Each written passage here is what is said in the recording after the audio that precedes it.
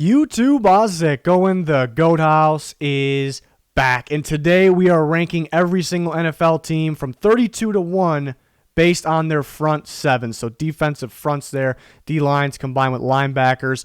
As recording this video, Yannick Ngakoue has not been traded yet, but I think we all know it's coming soon.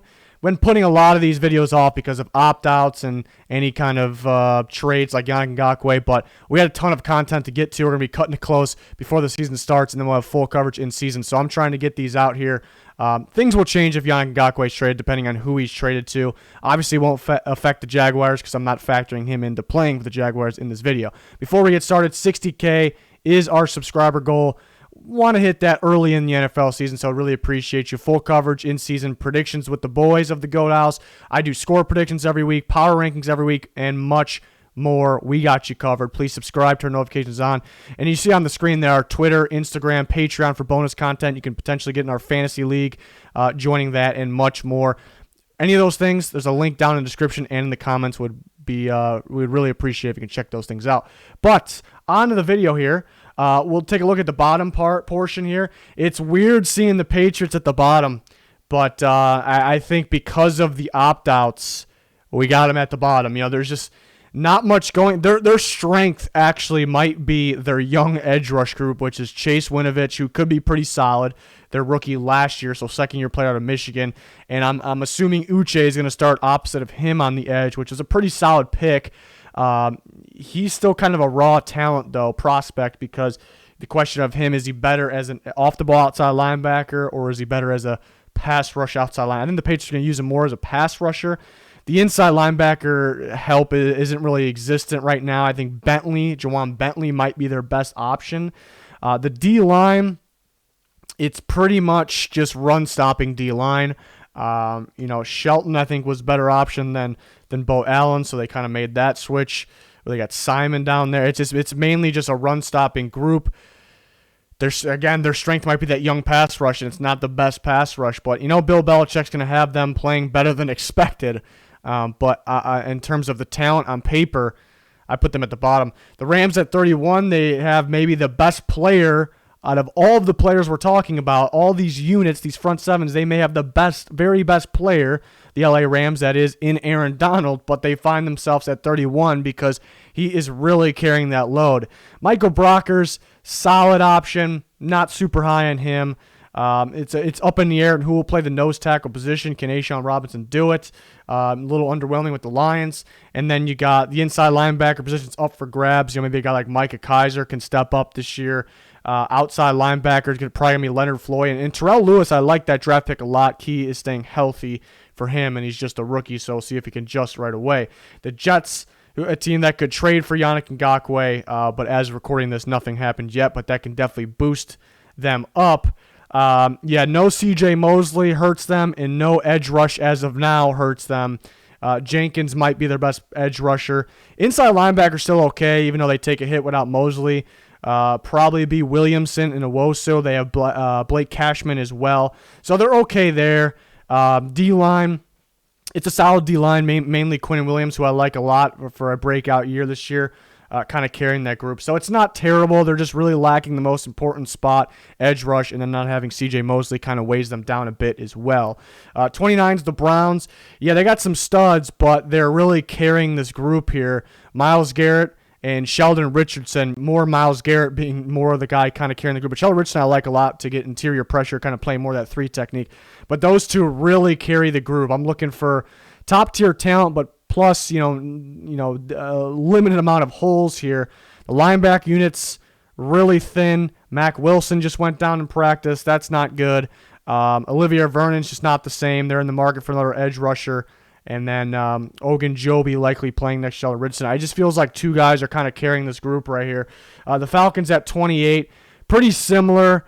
I'd say 3 guys are kind of holding this group up, so a little better there. You look at Dante Fowler Jr., who they added. How will he be in this Falcons system, though? It's kind of the question. He played very well last year. Grady Jarrett, of course, and then Deion Jones. The rest pretty much holds. They did add Marlon Davidson, so we'll see if he can step up early. Curious to see where he plays. Is he going to play inside on the edge? Might be too heavy to play on the edge, but he did so at Auburn, so we'll see how where he plays and how he does. He is a talented football player. The Dolphins at 27. Van Noy, I like him playing the edge, actually. They're going to have more of a hybrid defense, so Van Noy can play off the ball and off the edge. He kind of holds this group up, but at the same time, look at the D-line. They're pretty balanced across the D-line. Godshaw, and you got Christian Wilkins, and then you probably got Shaq Lawson playing a 3-4 end position. If they want to give some 4-3 looks, you can play the end there as well. And then you got McMillan and Baker. So, there's really no top-tier talents. Van Noy's probably the closest. He holds them up a little bit, but there's some solid players across the board, so it's not a bad group here. The Giants at 26. The Giants have a very good defensive line, actually, but that's only part of the front seven. So the defensive line, you're grading it based off that. They're going to start way higher than 26, but then you look at their edge rush. You look at their inside linebacker group. It really weighs them down because they have one of the weaker groups in football in that sense. And they run a 3-4, so they're 4 linebackers. Really weighed them down, and then the D-line kind of holds them up. The D-line is strong, though. Huge Dexter Lawrence fan. Leonard Williams needs to pick up his game a little bit. It's been some time since we've seen him full go, it feels like. And then you have Dalvin Thompson. You also have B.J. Hill for rotation. Linebackers, they add Blake Martinez. It might be an upgrade, but it's nothing special there. Going to need a guy like Lorenzo Carter to step up on the edge. They do have Marcus Golden back. Not a guy that's guaranteed another season like he did last year, but a solid edge rusher. The Bengals at 25. They're kind of lacking in the linebacker department, and they're 4-3. But they got some young guys that can step up. Looking forward to watching a guy like Jermaine Pratt in his second year. But what holds them up is their defensive line, which consists of 4 players, including edge rushers, which are Carlos Dunlap, who's been very solid, and Sam Hubbard, who can take the next step. But you look at the interior D-line, Geno Atkins and DJ Reader. So that group kind of holds them up. The linebacker group kind of weighs them down a little bit. They find themselves at 25 at the defensive front, the actual all the way up front. Looking pretty solid for this year. Next group of teams here, Panthers at 24. Yeah, a good front across the way there. Mainly 3 guys. Brian Burns on the edge, and then you got Derek Brown, a rookie, on the inside, along with Quan Short. Quan Short was looking like a pretty good player a few years ago. We haven't seen him play to that level since, but still a solid player. They add Gross Matos actually to the other edge position opposite of Brian Burns. Solid pick. Can't expect too much. Linebacker unit's kind of carried by Shaq Thompson. So, but at least they have the piece there. They add Whitehead. We'll see who could step up the other position there. It's a young group. Not having Kuechly and not having a complete linebacker unit kind of weighs them down, but a solid young group. Lions at 23. Maybe nobody stands out big time here, but I think it's pretty balanced. Trey Flowers could kind of be that standout guy. They add Danny Shelton inside. They got some guys that can move around a bit. Not just look at the D-line. Deshaun Hand, he can play inside, can play outside. They have the Okwara brothers, which I'm really excited to see. Julian Okwara, he actually could be better than Romeo pretty early in his career. And the linebacker unit, Jamie Collins, another guy that can be used like a hybrid player, could be an edge rusher or can be an off-the-ball linebacker. A guy like Jaylani Taive from Hawaii last year might step up here this year. And Jared Davis, I think, he's inconsistent, but he has those flashes still, and could be a solid inside linebacker there. The Cardinals at 22, they're in their 3-4. Their 4 linebackers, I think, hold them up. Still don't really know what to expect from Devon Kennard there. That solid upside, recently new to the position, and able to get some good pressure on the quarterback there. But Chandler Jones, you know what you're going to get. They had Isaiah Simmons. They got Jordan Hicks, Devondre Campbell. One of those guys would be a rotation guy, maybe Campbell.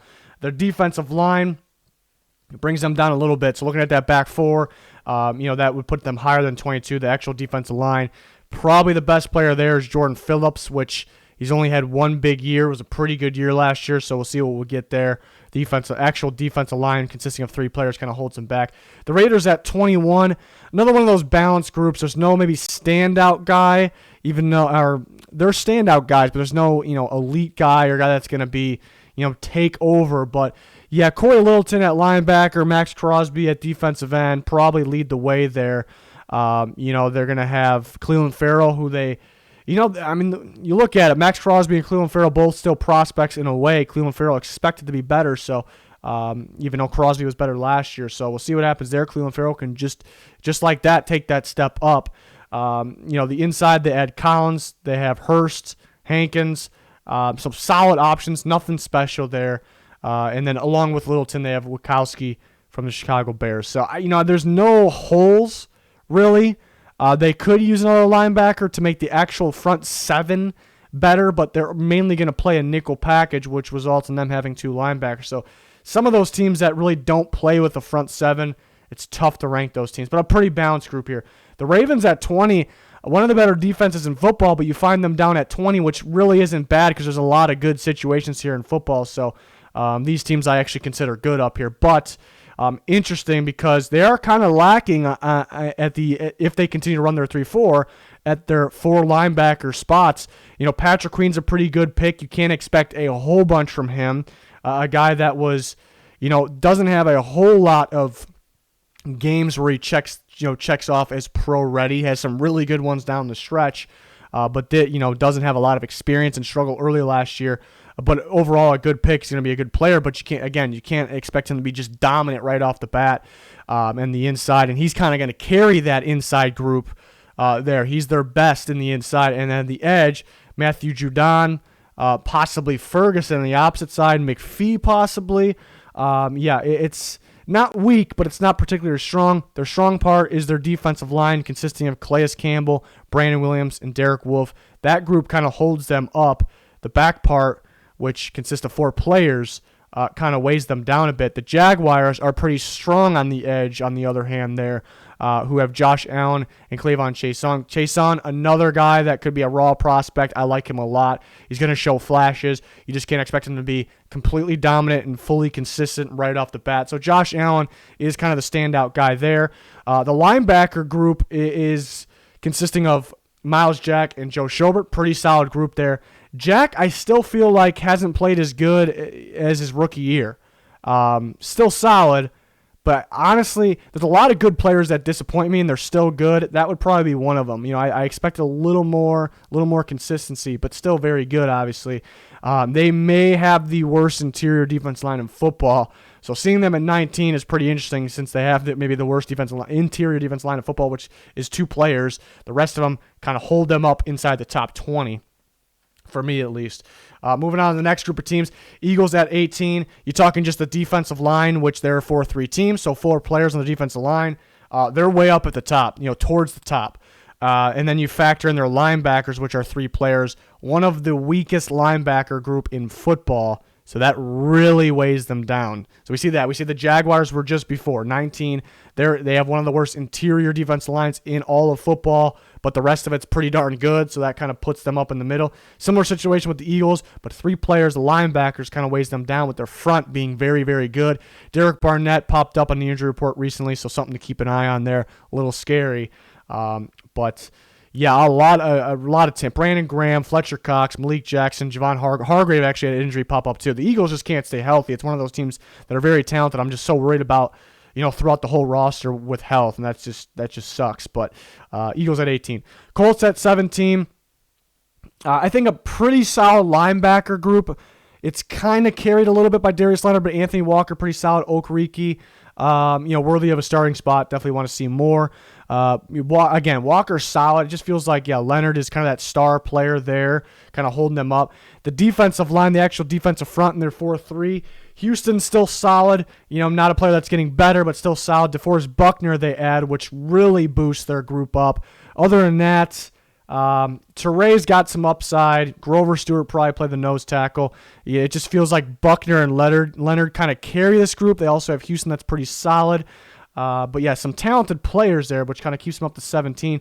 The Vikings are kind of in a very similar situation there. They have a stud player like Danielle Hunter off the edge, which, I factor in really good edge play, a little more here in a front seven. But yeah, Danielle Hunter kind of carries that group on the defensive line, but then they have a very good linebacker group in Kendricks and Anthony Barr. Another team that's going to play the nickel package quite a bit, so they might not actually have a real front seven when they do a camp battle between Ben Gideon and Eric Wilson for that third linebacker spot. The past was Gideon, last year was Wilson. Gideon was hurt, so we'll see. But yeah, kind of like the Colts. We said the Colts got maybe definitely two, maybe three players holding them up. Vikings similar. They got three players holding them up. Worried about that interior defensive line for the Vikings. They got depth and rotation there. There's really no studs standing out for them. The Chiefs at 15. Frank Clark, Chris Jones, Derek Nottie across the board in the front. The battle for the other defensive end spots could be Breeland Speaks, who could be solid. And then the linebacker group, I think, is pretty balanced, but not, it's kind of middle of the pack, I suppose. Willie Gay Jr. could really step out in his rookie year. But it's not necessarily weak, but it's not necessarily strong. But the defensive line, very solid there. They have a star player in Chris Jones. They got Frank Clark, so some guys that hold them up there. Seahawks at 14. Some might be surprised to see the Seahawks, not towards the bottom, because you think, edge rush may be the most important part of the front seven, which I would probably agree with you there. And the Seahawks are one of the weakest in football. So those two edge rushers, I'm saying maybe Darrell Taylor and Bruce Irvin could be L.J. Collier, their first-round draft pick from last year. So that's one of the weaker spots in football. But you look at the interior defensive line, Poona Ford, Jaron Reed. You look at their linebacker group, pretty good. Bobby Wagner, KJ Wright, Jordan Brooks. Jordan Brooks I view as strictly an inside linebacker, but I think he's going to play outside a bit. So we'll see how that works out right away. Can't expect too much. But really, they're only lacking in two spots. It happens to be the most important spots, so maybe that's why they're not in the top 10. But I think people will be split. Some people are saying maybe they're only lacking in two spots. They should be top 10. Those are important spots. Some people may say they're lacking in the most important spots. They should be at the bottom. But yeah, it's a pretty good group overall besides those spots. The Packers at 13. They got three players really holding them up, so they have somewhat of holes. Other than those three players, those are the edge rushers, Darius Smith, Preston Smith, and their nose tackle, maybe the best in football, Kenny Clark. So, yeah, team up here with three guys carrying them all the way up at 13, but those guys make the other groups better. And, again, edge rush being maybe the most important spot, they got it. They definitely got it. I think at any given time, Darius Smith and Kenny Clark could play like elite football players. So that definitely helps their case here. And, I think having the edge rushers and having the guy in the middle, Kenny Clark, that can stop the run and get interior pressure, even though, they add Christian Kirksey, who's pretty good. He's had his injury problems, though. So I think they're just have that much, stud talent that puts them up at 13. 12 is going to be the Tennessee Titans. If they, as of recording this, no Jadeveon Clowney, this can definitely boost them because that's kind of that one spot that's keeping them from being in the top 10. Another team that's probably not going to roll with seven guys in the front. Sometimes they'll use an extra linebacker, they get unique with their inside linebackers, but they got Jeffrey Simmons, who could be an absolute stud this year. Daquan Jones is up there. Their linebacker group, inside linebacker group, very strong. Jayon Brown, Rashaan Evans. They also have David Long kind of subbing in. And then you look at their edge rush. Harold Landry really stepped up last year. I like his potential. He could step up again this year. I think Vic Beasley helps them if he's on the field, failed his physical. But again, they're going to use those inside linebackers in multiple different ways, and they'll run some nickel as well. So I think a pretty balanced group. I really like the inside linebacker group. They do more than your typical inside linebackers. They'll be involved in more, when I think front seven, you think of everybody's job, but I think more pass rush, matters most. And I think the Titans inside linebackers going to be really involved in that. Texans at 11. J.J. Watt, Merciless getting the pass rush. Interesting to see who gets most snaps in the actual defensive line. Looking at Omenahu, they got Blacklock. They got a couple guys that can play inside. They did lose DJ Reader. Inside linebackers are pretty solid with Cunningham and Benardrick McKinney. Pretty good group there, stopping the run. Pretty solid group across the board. It's really about staying healthy here.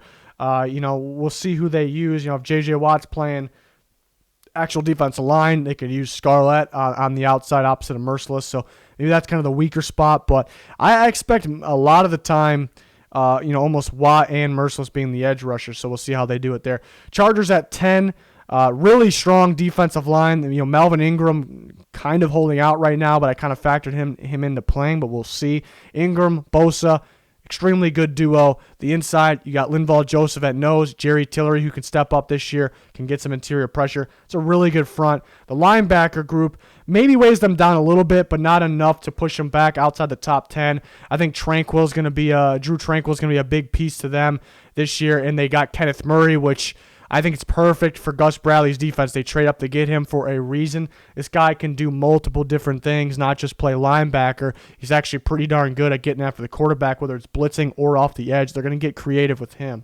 So it's a pretty strong group here to make the top 10. They could be better at linebacker. Something to keep an eye on too that's not guaranteed is, even though I like it, the interior defense line. Tillery a little underwhelming last year, still learning. And Linval Joseph, aging a bit, has some minor injuries that pop up, but good group there. The Bills at 9, love their interior group. Starting's probably going to be Ed Oliver, Vernon Butler. I do love me some Quentin Jefferson, though. That guy's a stud. The edge, I think they got options. They just don't have any standout guy between Hughes, Addison, Epinesa. Linebacker group solid. It's held up a little bit by the two guys, Tremaine Edmonds, Matt Milano. So I think a very balanced group. They're going to play extremely well. One of the better defenses in football. But they do, even though they're balanced, they do have the standout guys: Tremaine Edmonds, Matt Milano, Ed Oliver. Saints are at 8. The question with Saints is health. Can mainly just two guys, mainly Rankins, but Davenport as well, but very solid young players there. Also have Cam Jordan, Demario Davis and Cam Jordan, kind of the star players, kind of holding them up here. Linebacker group is pretty solid, though. They add Nigel Bradham, Kiko Alonso, Anzalone they have as an option too. We'll see who wins that battle, Anzalone, Kiko Alonso. Both guys that can move around a bit. I don't think there's a set guy who's going to be inside. Demario Davis is going to play outside, but and I think most likely Bradham going to play on the inside. But yeah, I think they can move around a bit. But yeah, pretty balanced group, and they got some studs, so that's kind of what you're looking for here. The Bears got some really big-time standout guys, with Khalil Mack being maybe the best edge rusher in football. Opposite of him is Robert Quinn, which some questions, how will he be in the 3-4, but very productive last year. And then the inside is looking pretty strong with Danny Trevathan and Roquan Smith. So that looks like a top-tier elite group looking at in their 3-4. There are 4 linebackers there. The D-line weighing them down a little bit. Eddie Goldman opting out. That kind of hurts a bit, pushes him back. Akeem Hicks is an absolute stud, so at least he's on the D-line, but the rest of the group, little on the weaker side. Big-time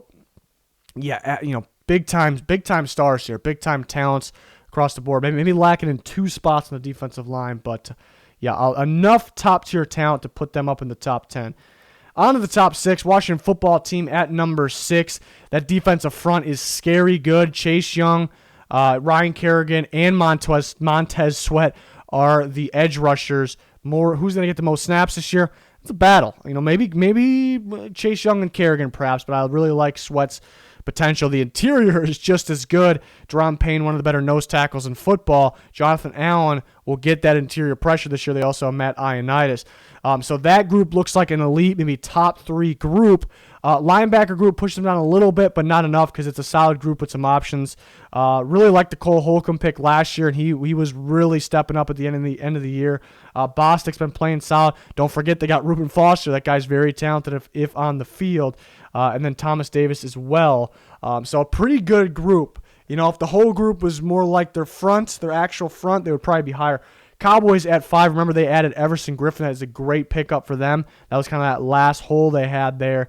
So they have Everson Griffin with DeMarcus Lawrence, their standout D end there. Gerald McCoy did go down, but that's not really a guy expected to be around all season anyways. I'm thinking Crawford and Poe on the inside there. So still a really good group across the board on the D-line. Linebacker group, very, very solid if healthy. Jalen Smith, Van Der Esch, and Sean Lee, one of the better linebacker units in football. So you see they got balance. They got one of the better linebackers in football, units in football, and they have DeMarcus Lawrence, puts them in the top 5.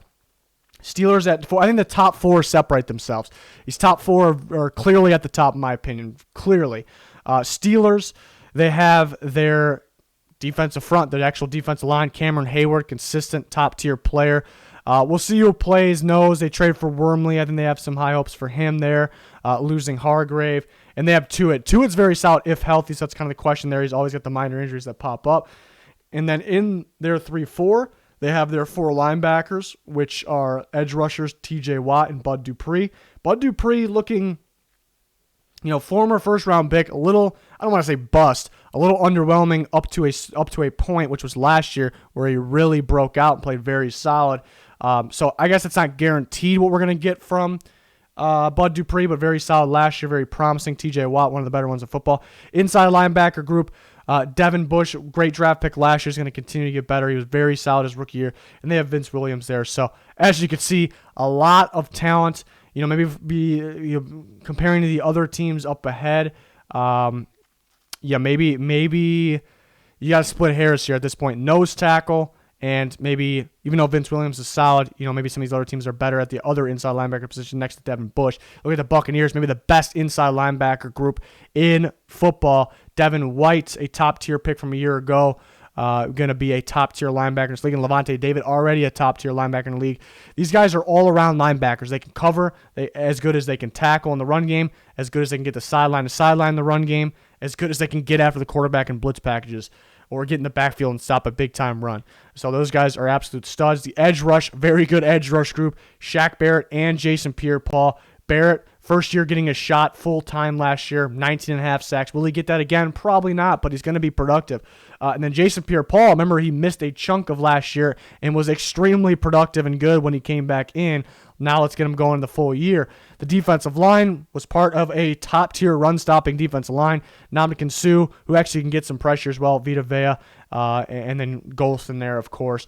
So it's a balanced group. You got some studs across the board. The actual linebacker unit in their 3-4, so 4 linebackers. Very, very strong. So the Buccaneers come in at number 3. Really no weak spots at all there. The Broncos at 2.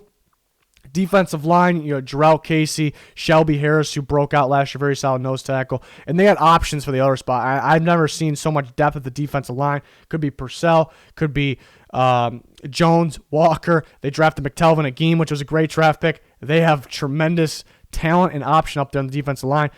Then they got their edge rushers, Bradley Chubb and Von Miller. That's a stud group there, a very dominant edge rush group. Inside linebacker A.J. Johnson, who was big time last year, very good in coverage, can fly around, pretty rangy. And they have Todd Davis as well. So the Broncos very, very strong across the board. Top tier here, along with the rest of this top 4. Number 1, I got to go with the Niners, though. You look at the edge rush position, you got Nick Bosa and Dee Ford. I think Dee Ford's extremely underrated. He does a lot more than people realize. Missed some games last year. He's going to be full go this year, we expect. I think he's a unique player. He's kind of he's a 4-3 end and a 3-4 outside linebacker, which makes this Niners defense kind of unique.